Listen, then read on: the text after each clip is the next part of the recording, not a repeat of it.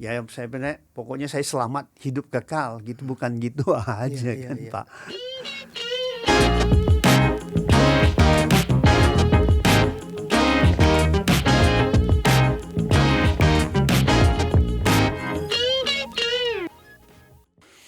Pastor, Ya, ini kembali kepada tema tentang keselamatan ya, Pastor ya. ya, Ada bilang pengajaran doktrin bilang begini, bahwa kita harus mengerjakan keselamatan yang sudah kita peroleh. Ya, ada lagi yang berpandangan begini, bahwa keselamatan itu kasih karunia. Ya, walaupun kita setelah berbuat dosa, kita tetap diselamatkan. Nah, Pastor Samuel ini sebagai seorang peneliti dan teolog memandang statement yang seperti ini, bisa dijelaskan nggak, Pastor? tadi kan saya sudah bilang doktrin itu dasarnya penafsiran. Penafsiran. Nah, penafsiran itu kan ada orang yang hanya mendasarkan perjanjian baru. Ada juga perjanjian lama doang, Iya. perjanjian barunya enggak. Ya, Ya itu inilah ya, kalau di kekristenan sih rata-rata sih umumnya dari perjanjian baru gitu loh. Kalau saya ngelihat sebenarnya kalau memang mau tahu ini jelas dengan baik keselamatan itu, Tuhan itu sudah merancangkannya itu dari awal, Pak. Dari awal, jadi dari awal Alkitab sampai akhir Alkitab, Pak. Jadi nggak bisa kita hanya menafsirkan atau menjelaskan sesuatu, mengajarkan sesuatu itu hanya sepotong. oh ya. Nah ini yang ditemukan kalau saya ngelihat bagaimana kita harus tahu dulu awalnya. Ini saya kasih contoh nih, Iya, iya. contoh. Apa sih arti keselamatan, Pak? Kalau menurut saya, keselamatan adalah saya bersama dengan orang-orang yang percaya kepada Kristus mengalami satu kehidupan yang kekal. Nah, Itu keselamatan. hidup kekal kan intinya. Iya. Namanya keselamatan, kita mendapatkan hidup Yang kekal. kekal. Nah, oke, Alkitab siapa contohnya, Pak? Hidup yang kekal.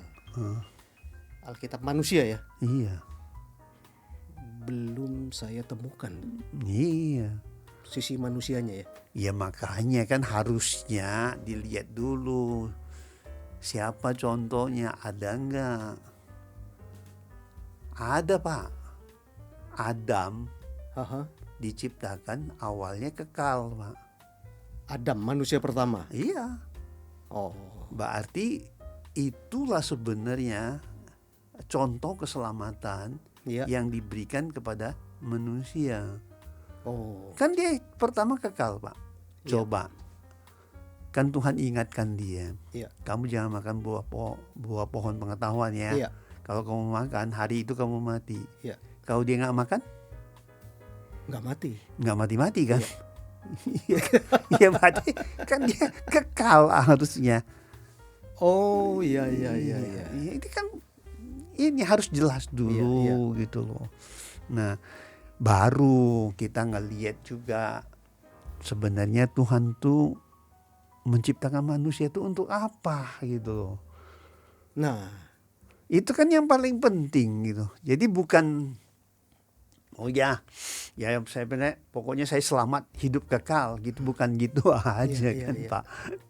Kita harus punya dasar yang kuat Iya. mengatakan bahwa jadi gambaran awalnya itu harus jelas, Pak. Iya. Namanya manusia adalah tujuan Allah menciptakan manusia itu untuk apa? Itu harus tahu. Belum lagi saya lanjut loh, Pak. Mungkin agak bingung kali. Iya. Iya kan? Kenapa diciptakan di bumi gitu loh? Ya, Kenapa nggak diciptakan di langit gitu? Tadi pertanyaan Bapak Pastor juga di awal ya. Apa sih tujuan manusia diciptakan gitu, Pak? Banyak orang yang, kalau saya bilang, saya pernah tanya sama ya teman-teman sepelayanan bahwa gini, manusia diciptakan untuk mengelola bumi yang Tuhan percayakan, yang ada di sekitar kita gitu, Pak. Iya, itu dasarnya diambil Kejadian 1 ayat 28. Iya. Kejadian 2 ayat 5-6. Iya. saya tahu. Iya.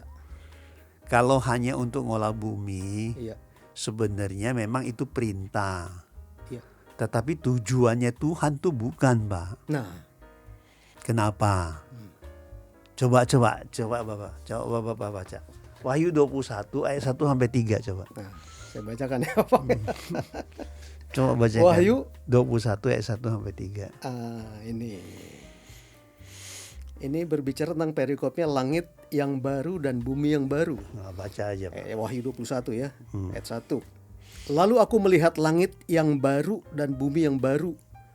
Sebab langit yang pertama dan bumi yang pertama telah berlalu dan laut pun tidak ada lagi. Nah, jadi Hancur. habis kan? Habis. Nggak ada kan? Iya. Jadi, nah sekarang Bapak bilang untuk ngatur bumi. Nah, buminya juga bakal hancur. Apanya yang mau diatur, Pak? Oh iya. Atau akhirnya dihancuri juga. Nggak ada lagi gitu loh. Nggak masuk akal kan, Pak? Iya. Nah, coba lanjut, Pak. Ayat 2 ya Pak Pastor ya. Dan aku melihat kota yang kudus, Yerusalem yang baru turun dari sorga, dari Allah yang berhias bagaikan pengantin perempuan yang berdandan untuk suaminya. Lalu aku mendengar suara yang nyaring dari tahta itu berkata, lihatlah, kemah Allah ada di tengah-tengah manusia dan ia akan diam bersama-sama dengan mereka. Mereka akan menjadi umatnya dan ia akan menjadi Allah mereka. Ayat yang ketiga tadi, Pak. Allah ada di tengah-tengah umatnya. Berarti langit dan bumi berlalu kan, Pak? Iya. Betul nggak? Iya. Tadi kan udah bilang berlalu. Iya. Nah sekarang kalau menurut ayat itu, manusianya lebih penting apa buminya lebih penting, Pak? Bagi Tuhan. Manusia. Iya maka. Iya kan, benar kan? Iya.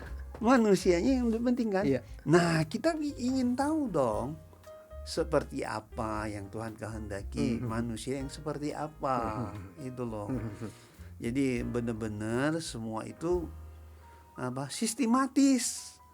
Iya. Jadi kita nggak bisa ngambil sepotong hanya dari ini, dari sekarang saya udah manusia kok udah langsung. Ya jadi pengertian itu nggak ada.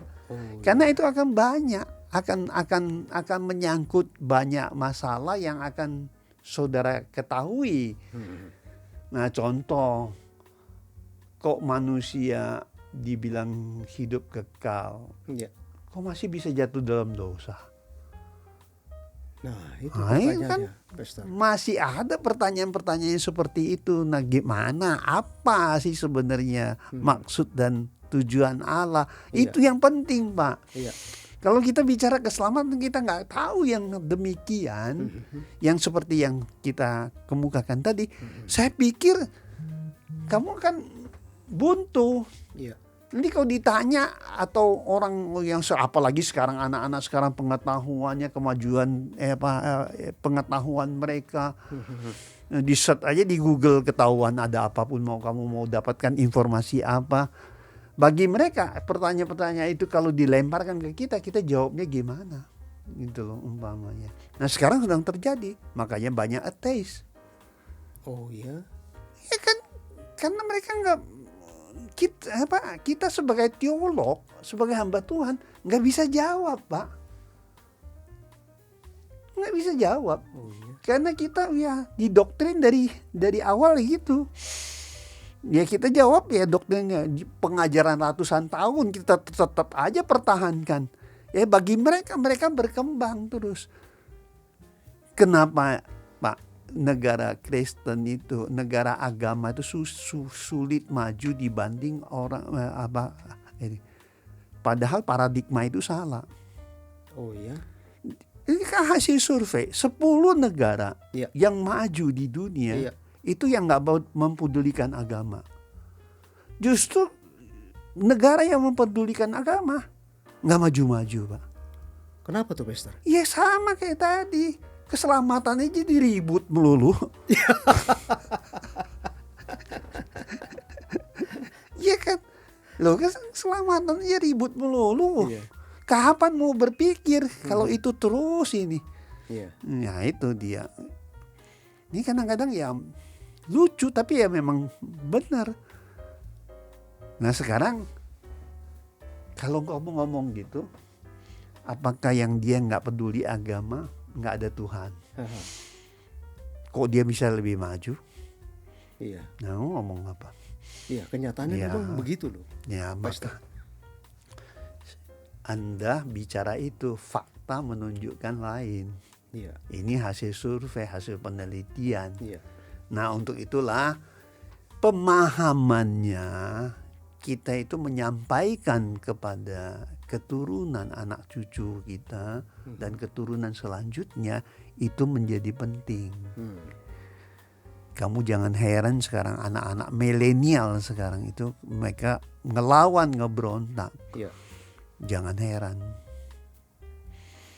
Kenapa Karena bisa? kita sendiri nggak ngikuti perkembangan. Dia dapat lebih cepat.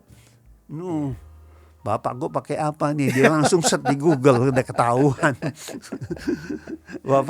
Bapak saya ngomong apa nih katanya?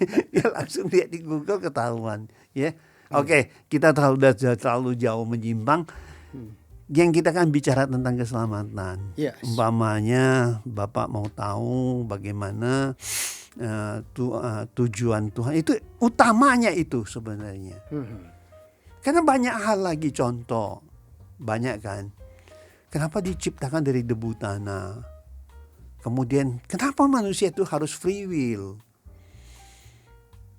Iya. Nah itu kalau ini nggak dibukakan, kamu hanya ngomong keselamatan, nggak bakal nyambung, Pak.